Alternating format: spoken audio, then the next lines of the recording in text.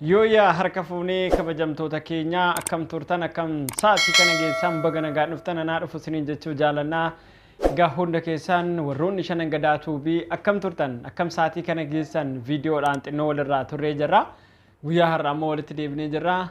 Akkam jirtu nagaa keessanii hundi keessan warroonni maamila keenya taatan baga nagaa dhuftan anaa dhufu isiniin jechuu jaaladha. Akkuma seentaniin laayikii gochuun dagatina warroonni maamila keenya taane immoo maamila keenya taatanii sinis immoo subscribe share gootanii mallattoo bilbilaa ishee fakkaatu guyyaa guyyaan viidiyoon keenya simbira akka ga'u yoo barbaadan mallattoo ishee bilbilaa tuquu dagatina olii godhaa. Maaliif viidiyoon keenya akka simbira ga'u yoo barbaadan jechuudha. Jaalatamtoota keenya guyyaan har'aa baay'ee namatti tola nama gammachiisa simbiras immoo akka nama gammachiisu abdii guddaa qabna. Egaa viidiyoo wotoon hojjetii walirraa turree jirra. Sababii garaagaraatiif walirraa fagaannee amma walitti deebinee jirra. Egaa guyyaa har'aa waliin dabarsinaa viidiyoo kanarraas immoo waan iddoo akka argattan abdii guddaan qaba. Viidiyoon kun yoo isinitti tole immoo namootaaf sheerii gochuun dagatinaa isiniin jechuu barbaanna. Guyyaa har'aa immoo haala addaan walitti deebinee jirra. Egaa guyyaan har'aa adda isiniin jedhee jira. Sadarkaa kanarra geenyee jirra. Baay'ee namatti tola. Hundi keessanis immoo viidiyoo tokko gaafa jammartan amma dhumaatti deemutu sanarra jiraata. Maaliif wanta sana ilaaluudhaaf jalqaba ilaaltanii amma dhumaatti yoo deemtan waan tokko irraa argattu. Wanta tokko osoo wanta sana hin beekin ilaalleetuma gimmaa keessa yookaan immoo otoon xumurii yoo dhiifne wanti sun nuuf rakkoodha jechaadha. Maaliif wanta hojjennus wanta dubbannus wanta dhageenya sanas hin beeknu wanta ta'eef jechaadha. Egaa dhala namaa taanee yoo hojjan yoo guddan gara fuulduraatti yoo deemnu wantoota hedduutu jira jechaadha. Kanaaf immoo ati jireenya kee keessatti yookaan immoo guddina kee keessatti gufuun baay'een jiraachuu isaa ni beekta moo hin beektu? Gaafa dhalattu gaafa dachee kanatti dhuftu gufuu baay'een akka si quunnamu yookaan immoo gufuun hedduun akka si quunnamu hin beekta moo hin beektu? Kanaaf hundi keenya yookaan immoo gimmaayni keenya hin beekna gimmaayni keenya immoo hin beeknu jennee warroonni amma murtiitti kenninu jirra jechaadha. Dhala namaa ta'ee yookaan immoo jireenya isaa keessatti gufuun akka baay'ee guddina irratti gaafa guddachaa deemtu maaltu jira? Gufuun baay'achaa deema. Maaliif ati edda dhalattee kaaftee daa'ima yookaan immoo xiqqoorraa gaafa waggaan dabalaa deemu maaliin wanta ati hojjettus wantoonni garaagaraa dabalaa deemuuti jireenya kee keessattis gaafa guddachaa deemtu gaafa gara fuulduraatti tarkaanfachaa deemtu gaafa guddinaaf tarkaanfachuudhaaf ati of jijjiiruudhaaf maatii keetiif namootaaf fakkeenya taa'ettee gaafa jijjiiramaa yookaan immoo gara fuulduraatti tarkaanfachaa deemtu maaltu jira? Gufuu hedduutu jira jechaadha. Kanaafuu duraan dursitee beekteetta yoo ta'e gufuun gaafa si quunnamu wantoonni garaagaraa akka laafutti dhuftu wanta akka laaftutti dhuftu hiyyummaa qofa jechaadha. Iyyoomuu yoo barbaadde guyyaa tokko keessatti iyyoomuu dandeessa. Garuu guddachuu yoo barbaadde immoo waggaa 100 kan sitti fudhachuu danda'a jechaadha. Ji'oota hedduu waggoota hedduu sitti fudhachuu danda'a. Isa kanaaf immoo murteessaan gaafa ati dachee kanatti dhuftee kaaftee gufuun iddoo akka jiru yoo beekte immoo maaliif gufuun kaleessas ni jira chaalenjiin kaleessa ni jira har'as ni ture borus immoo ni jira jettee yoo ilaalte bakka sanallee gahuu ni dandeessa jechaadha. Waa tokko gaafa eegaltu fakkeenyaaf waa tokko gaafa eegaltu namoonni si deeggaranii akka jiraatanii fi namoonni si morman akka jiraatan beekuutu sirra jiraata. Maaliif namni tokko gaafa waa tokko eegalu namni isa deeggaru jira namni isaa mormu jira.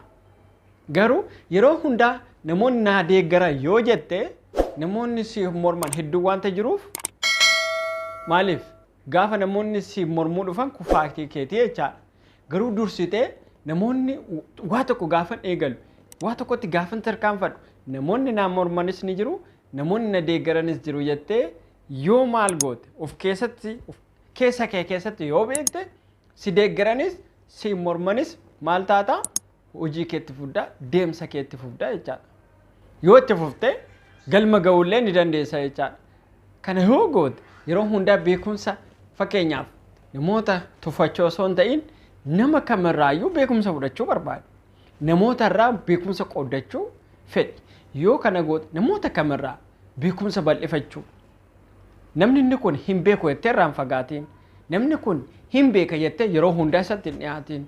Maaliif namoonni akkuma malkiin keenya garaagaraa kennaan isaan nuu kennanis immoo garaagaraa waan ta'eef jecha. Maaliif nama tokko yoo tuffattu isa biraa wanta hedduu ni argatta.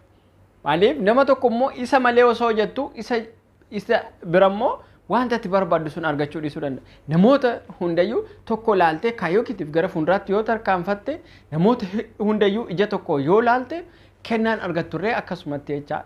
Kennaan argattu wanta guddaadha jecha. Kanaaf jaalatamtoota keenya hundi keenya gara dachee kanaatti gaafa dhufnu maaliif dhufne? Guddinaaf jijjiiramaaf tattaafachuuf gara fuulduraatti immoo guddachuuf jecha. Isa kanarratti nuti har'a zim jennee taa'essee nan guddadha wanta hin jiru. Maaliif bu'aa ce'ii wayii ni jira. Bu'aa ce'ii kan sana immoo yoo baafte bakka barbaadde sana ga'uu dandeessa. Bu'aa ce'iin baasu taa'eetuma jijjiirama yoo jette immoo jijjiiramni dhufu jecha. Maaliif bu'aa ce'iin ati baaftuu fi jijjiiramni dhufu tokko waan ta'eef jecha. Kanaaf waan tokko nan tuquu hin qabu. Fakkeenyaaf aarsaa kaffaluu hin qabu. Yoo waa tokko ta'u bakka gara bakkaatti yookaan immoo tattaafachuu hin qabu yoo jette guddinni keessillee achuma jijjiiramni keessatti jira. Maaliif waan namaa haasa'u yeroo hundaa maaliif wanta namaa haasoftaa jechaadha. Maaliif namoonni ekeleen akkatti guddate inni bira akkas ta'ee maaliif akkatti jijjiirame teesseetuma jechaadha wanta namaa haasofta. Yoo immoo tattaafatte guddachuudhaaf yeroo hundaa yoo xaarte bu'aa ce'ii yoo baate yoo dabqa kee baafte maal taata bakka barbaadde sanallee ga'uu ni dandeessa jechaadha. Waan namaa haasoftu teessee kan kee yooman guddisa har'a yooman itti dabala yooman akkasitti guddadha jettee maal gootare chaalenjiin waa tokko sitti hin fakkaatu keessa ba'u. Ati yoo namni waa tokko siin ta'e akkamitti kana hojjete yookaan immoo waa godhatee hojjete jettee teessee haasofta jechaadha. Isa kana dhiiftee yeroo hundaa maaliif akkamittan hojjedhee guddadhe yookaan immoo ani hin danda'u jettee maal taata yeroo hundaa teessee ni haasofta waa'ee namaa immoo inni innaa guddate immoo nama sana kuffisuudhaaf maal goota dhagaatti darbachuun ni baay'ata jechaadha. Isa kana dhiibnee nuti immoo maal gochuutu nurra jiraata yeroo hundaa maaliin bu'aa ce'iin salphaadha jechaadha. Maaliif gadadoo caala miti kan ulfaatu bu'aa ce'iin gadadoon fakkeenyaaf duuba keenya kan jiru hiyyummaa guddaatu jira. Hiyyummaa sanatu irraa guddaadha jechaadha. Maaliif ati har'a fakkeenyaaf chaalenjii sodaattee tattaafachuu yookaan immoo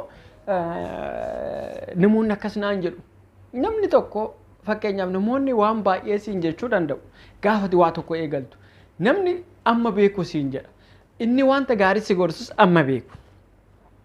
Inni wanta yaraa gorsus si gorsus amma beekudha.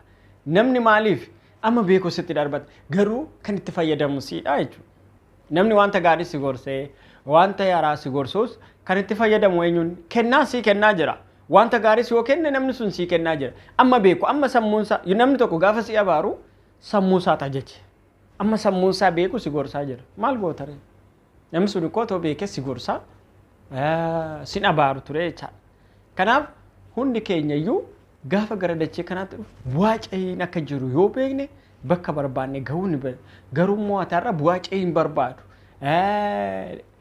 Yeroo hundaa taa'eetu mana argadha yoo jette kun hin jiru jechaadha. Jaalatamtootaa fi kabajamtoonni warroonni shanan gadaa tuubii irratti argamtan hundi keessan egaa bu'aa ce'ii baay'ee keessa wanti guddaan hin dhufa. Bu'aa ce'ii guddaa keessa wanti iddoo guddaan kan ga'u jijjiirama guddaan kan ga'u milkaa'inni guddaan kan dhufu jechaadha. Kanaaf hunda keessan jaalalli kabajni argachuun gammachuun siniif haa baay'atu. Egaa sinis immoo subscribe share gochuun dagatinaa. Viidiyoon kun yoo tole immoo namootaaf share godhaa. Namoonni irraa waa xiqqoo baratan sinin jechuu barbaanna. Egaa hundi keenya wal gargaaruudhaan maaliif irra caalaan nuti maalinni namoota gargaaruu yookaan immoo nama wanta gaarii yaaduu jechuun wanta tokko gaafa argine itti fayyadamuudha. Maaliif wal tuffachuu dhiifne xiqqaa guddaa jennee wal tuffachuu yoo dhiifne wanta arginetti fayyadamne teknooloojiitti soo fayyadamne wanta gaarii uumuu ni danda'ama. Bakka jirtanitti nagaan jaalalli kabajni isiniif haa baay'atu. Baay'een isin jaaladha. Galatoomaa turtii gaarii horaa bulaa deebana.